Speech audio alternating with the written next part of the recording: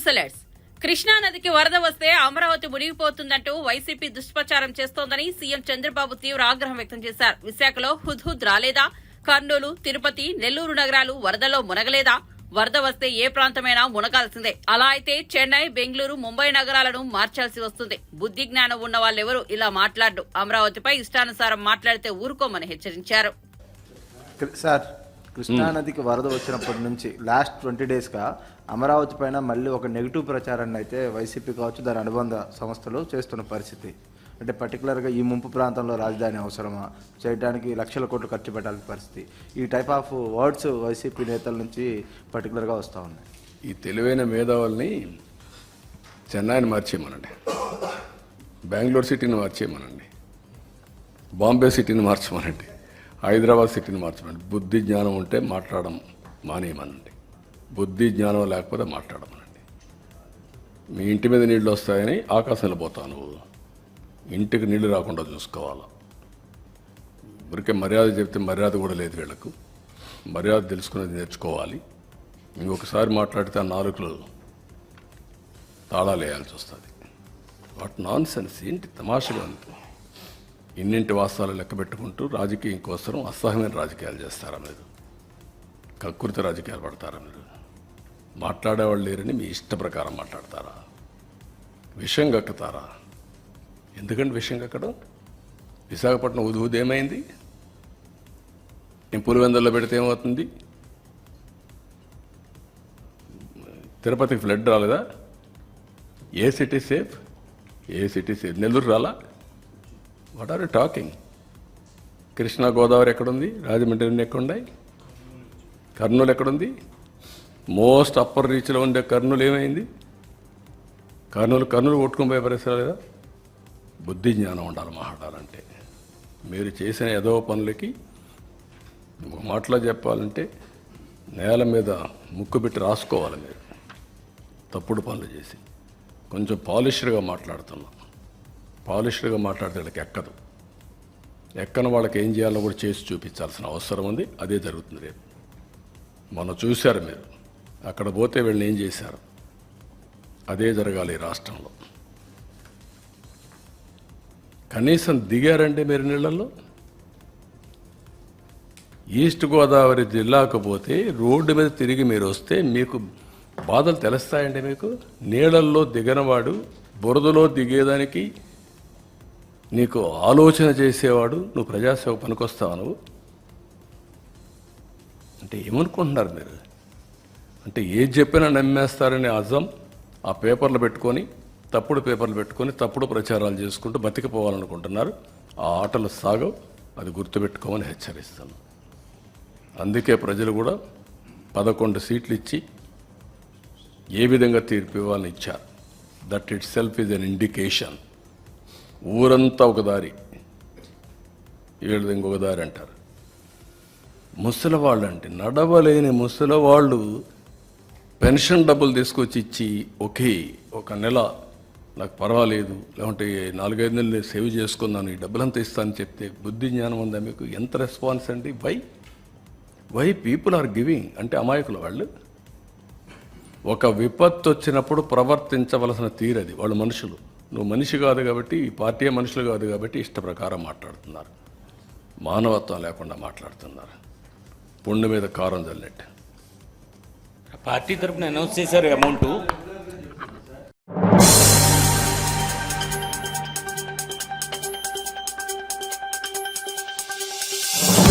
ఖైరతాబాద్ మహాగణపతి శోభాయాత్ర వైభవంగా సాగింది. మంగళవారం ఉదయం ప్రారంభమైన మహాగణపతి శోభాయాత్ర మధ్యాహ్నానికి హుస్సేన్ సాగర్ వద్దకు చేరుకుంది. ఈ శోభాయాత్రలో భారీ సంఖ్యలో భక్తులు పాల్గొన్నారు. భక్తి పారవస్యంతో నృత్యాలు చేస్తూ గణనాథుడికి వీడ్గోలు పలికారు.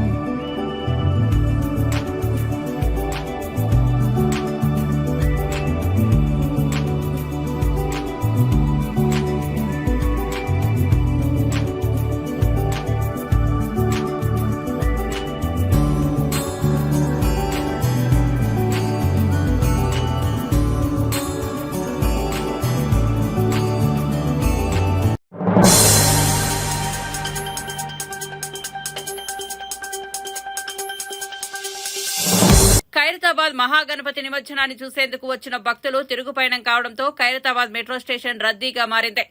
స్టేషన్ పైన ప్లాట్ఫామ్లు అన్ని నిండిపోవడంతో మెట్రో సిబ్బంది మెట్ల వద్ద గేట్లు మూసేశారు. 10 నిమిషాలకోసారి గేట్లు తెరిచి ప్రయాణికుల్ని లోనికి అనుమతిస్తున్నారు. మెట్ల వద్ద గేట్లు మూసేయడంతో ప్రయాణికులు ఆగ్రహం వ్యక్తం చేస్తున్నారు. ఖైరతాబాద్ మెట్రో స్టేషన్ తో పాటు బస్టాప్లు ప్రయాణికులతో కిక్కిరిసిపోయాయి.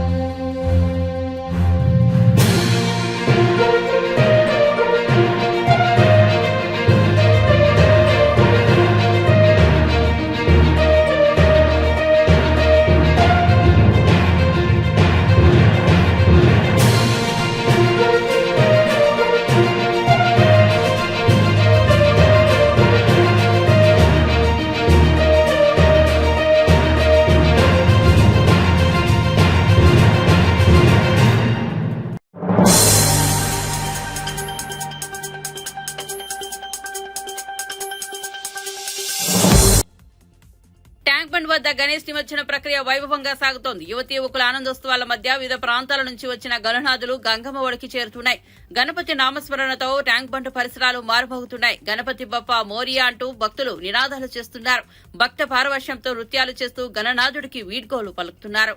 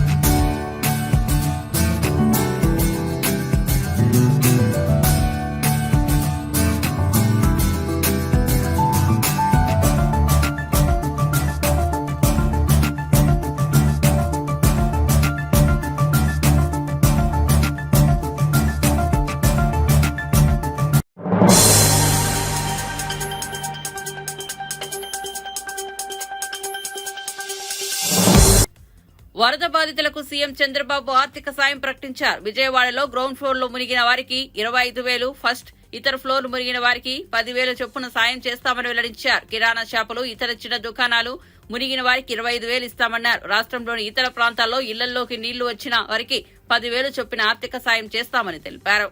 179 సచివాలయాల్లో ఉండే అందరికీ ఫస్ట్ ఫ్లోర్లో ఉండేవాళ్ళు నీట మునిగారు. గ్రౌండ్ ఫ్లోర్లో వాళ్ళందరికీ 25,000 రూపాయల చొప్పున ఆర్థిక సహాయం చేస్తున్నాం. వాళ్ళ టీవీలు పోయినాయి, లేకపోతే అక్కడ ఎలక్ట్రానిక్ గూడ్స్ పోయినాయి, చాలా నష్టపోయారు. ఇది చరిత్రలో ఫస్ట్ టైం ఒక్కొక్క ఇంటికి ఇంత పెద్ద ఎత్తున 25,000 ఇవ్వడం అనేది ఇది ఫస్ట్ టైం. ఒకప్పుడు 4,000 రూపాయలు.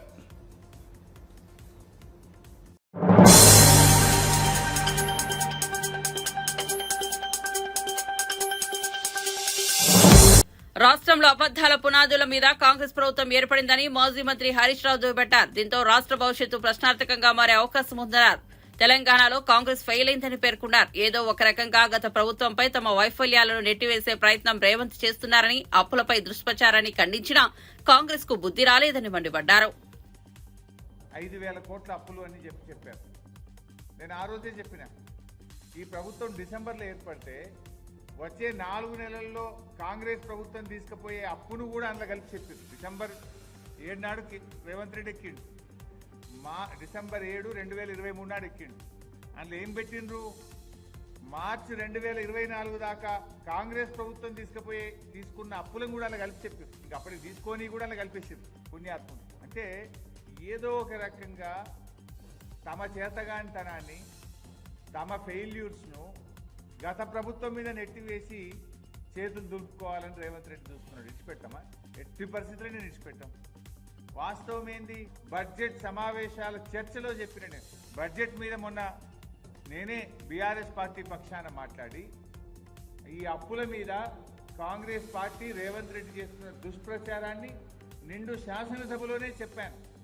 కానీ వాళ్ళకి బుద్ధి రాలే, సోయి రాలే. అదే అబద్ధాన్ని మళ్ళీ చెప్తున్నారు.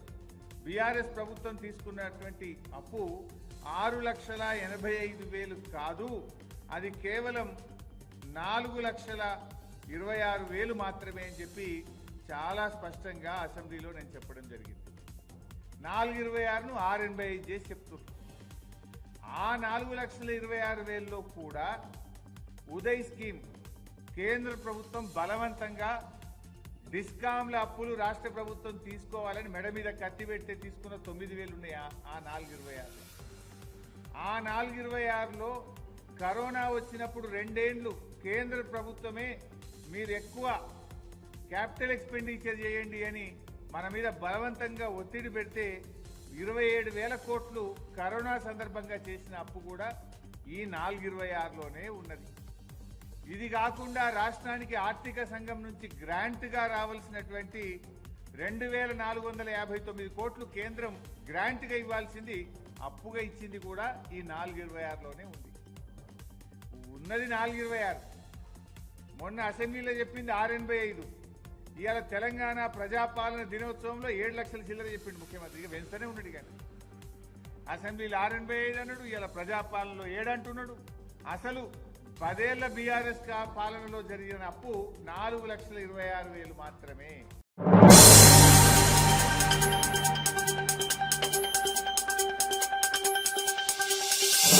ఏలూరులోని దయానంద సరస్వతి సేవాశ్రమం హాస్టల్ వార్డెన్ భర్త శశికుమార్ బాలికల పాలిట కీచుడుగా మారాడు. ఫోటోషూట్ల పేరుతో బయటకు తీసుకెళ్లి కాళ్లు చేతులు కట్టేసి అఘాయిత్యానికి పాల్పడుతున్నట్లు విద్యార్థినులు ఆవేదన వ్యక్తం చేశారు. ఎదురు తిరిగితే చంపపై కొట్టి జుట్టు పీకేసి ఈడ్చుకొని మోకాలపై కూర్చోబెడుతున్నారని వాపోయారు. అతని వేధింపులు తట్టుకోలేక 2 టౌన్ పోలీస్ స్టేషన్ లో ఫిర్యాదు చేశారు. సరస్వతి సేవాశ్రమము దాంట్లో ఒక తాతగారు ఉండేవాళ్ళు. ఆ తాతగారి దగ్గరికి ఈయన శశికుమార్ అనే ఫోటో స్టూడియో గవర్నమెంట్ ఎంప్లాయ్ అని వచ్చేవాడు. వచ్చి వాళ్ళ మేనగోడలో లావణ్య కేర్ టేకర్ లా సెకండరీ చదువుతుంది. దాన్ని హాస్టల్లో కేర్ టేకర్ గా అంటే జాయిన్ చేయించడానికి వచ్చారు. తర్వాత వాళ్ళ వైఫ్ పనిశ్రీ అనే ఆమె వార్డెన్ గా జాయిన్ చేయించడానికి వచ్చారు. తర్వాత ఏమో ఆ తాతగారిని పంపించేశారు హాస్టల్ నుంచి. పంపించేసిన తర్వాత వాళ్ళ ఆయన వచ్చేసేసి అక్కడే ఉండిపోవడము, స్మోకింగ్ చేయడము, ఫోటో స్టూడియో అని చెప్పి ఆయన నమ్మించడము, చిన్నపిల్లల్ని తీసుకెళ్లి బాపట్ల సైడ్ తీసుకెళ్లి బాయ్స్ హాస్టల్ తీసుకెళ్లి రూమ్ తీసుకొని పాడు చేయడము, బలవంతంగా వద్దు వద్దు అన్న చేతి కట్టేసి మరి చేస్తున్నాడు. ఒప్పుకుంటేనేమో అలాగ అంటున్నాడు, ఒప్పుకోపోతేనేమో అదే చెంప మీద కొట్టేసేసి జుట్టు పీకేసేసి ఈడ్చుకొచ్చి మొక్కల దండ వేపిస్తున్నాడు. నైట్ చిన్న చిన్న విషయాలకు కూడా సీరియస్ అయిపోతున్నాడు. ఏంటో మళ్ళీ ఏంటో మీ బాయ్ ఫ్రెండ్స్ ఉంటే చెప్పండి, అక్కడ తిప్పుతాను ఇక్కడ తిప్పుతాను, ఎదురుకున్న అపార్ట్మెంట్ లో రూమ్లు ఇస్తాను, ఆ రూమ్ లో పంపిస్తే ఈ రూమ్ లో పంపిస్తాను, పోలీసు వాళ్ళతో నేను మాట్లాడి చుట్టూరు కాపలా పెట్టిస్తాను, ఇష్టం ఉంటే చెప్పండి ఇదని చెప్పు అంటున్నాడు సార్. చాలా మిస్బిహేవియర్ గా చేస్తున్నాడు sir. Sasikumar hostel verifier sir, government hostel husband అవుతాడు సార్. హాస్టల్ వార్డెన్ పనిశ్రీ, తనకి హస్బెండ్ తన second wife sir. First wife ఏమో మనీ స్టూడియో చేస్తే రఘు కుమారి, తన ఏంటో ఫోటో స్టూడియో చేస్తే, సెకండ్ వైఫ్ ఏమో పనిశ్రీ, తన హాస్టల్ వార్డెన్ గా పెట్టాడు. వాళ్ళ హస్బెండ్ ఏంటో శశికుమార్, కేర్ టేకర్ అంటే లావణ్య వాళ్ళ మేనకోడలు సార్. వాళ్ళ కింద పనిచేసే జ్యోతి ఏంటో మాయ మాటలు చెప్పి తీసుకెళ్ళింది సార్.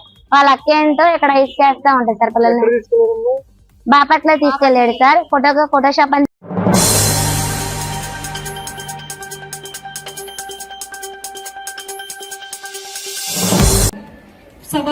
చెత్తరహిత భారతదేశ లక్ష్యంగా కేంద్ర రాష్ట్ర ప్రభుత్వాలు పనిచేస్తున్నాయని కేంద్ర ఉక్కు, భారీ పరిశ్రమల శాఖ సహాయ మంత్రి భూపతిరాజు శ్రీనివాస్ వర్మ అన్నారు.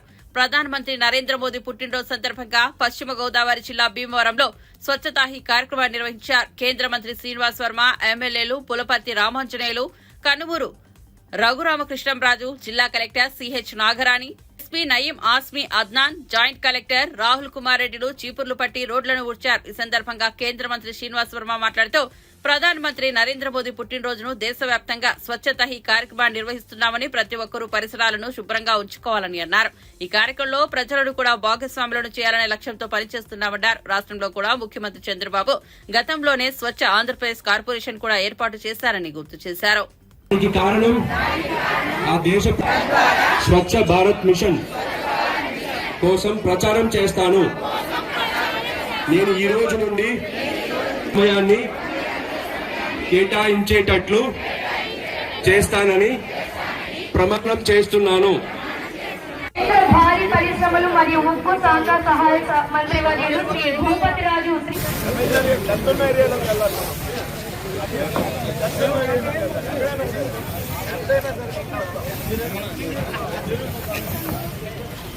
ఈ రోజు నుండి 15 రోజుల వరకు జరగబోయే స్వచ్ఛత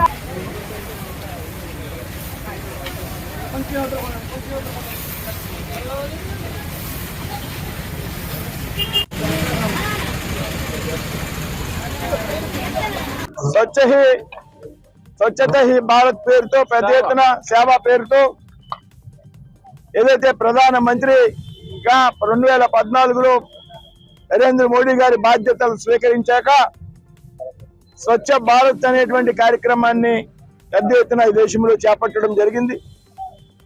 ఏదైతే ప్రధానమంత్రి నరేంద్ర మోడీ గారి పుట్టినరోజు అయినటువంటి సెప్టెంబర్ 17 అయితే ఉందో దాన్ని స్వచ్ఛతా సేవా కార్యక్రమంగా కేంద్ర రాష్ట్ర ప్రభుత్వాలు తీసుకున్నటువంటి సంగతి మనందరికీ కూడా తెలుసు. ఏదైతే ప్రజల్లో చైతన్యం కల్పించేందుకు పరిసరాలు పరిశుభ్రంగా ఉంచాలి అనేటువంటి ఆలోచన ప్రభుత్వాలు, స్థానిక సంస్థలు చేయడంతో పాటు ఏదైతే ప్రజల భాగస్వామ్యం ఉండాలి స్వచ్ఛత కార్యక్రమంలో, ప్రజలను ఇందులో భాగస్వాములు చేయాలనేటువంటి ఆలోచనతో నరేంద్ర మోడీ గారి కార్యక్రమాన్ని చేపట్టడం జరిగింది. దీనికి దేశవ్యాప్తంగా పెద్ద ఎత్తున ప్రజల నుండి స్పందన వచ్చినటువంటి విషయం మనందరికీ కూడా తెలుసు. ఆంధ్రప్రదేశ్ లో కూడా స్వచ్ఛ ఆంధ్రప్రదేశ్ పేరుతో ఒక కార్పొరేషన్ ఏర్పాటు చేసి చంద్రబాబు నాయుడు గారు గతంలోనే ముఖ్యమంత్రిగా ఉన్నప్పుడు పెద్ద ఎత్తున స్వచ్ఛత కార్యక్రమాలు ఈ విధంగా స్థానిక సంస్థలు అయితే పంచాయతీలకు కానీ మున్సిపాలిటీకి కానీ ఏదైతే వాహనాలు చెత్తని వేరు చేయడానికి తడి చెత్త పొడి చెత్త పేరుతో పెద్ద ఎత్తున వాహనాలు మంజూరు చేయడం కేంద్ర ప్రభుత్వం రాష్ట్ర ప్రభుత్వం కలిపి, అదేవిధంగా పెద్ద ఎత్తున టాయిలెట్స్ నిర్మాణాన్ని ప్రోత్సహించడం, విద్యా సంస్థల్లో కానీ స్థానికంగా ఉన్నటువంటి గృహాల్లో కానీ ఇటువంటి కార్యక్రమాలు ప్రభుత్వాలు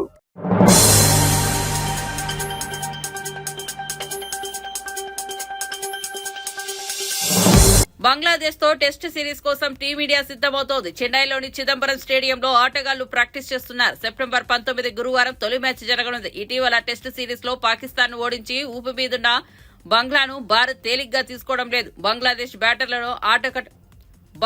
బ్యాటర్లకు అడ్డుకట్ట వేసేందుకు సూపర్ ప్లాన్ అమలు చేయాలని యోచిస్తున్నట్లు తెలుస్తోంది.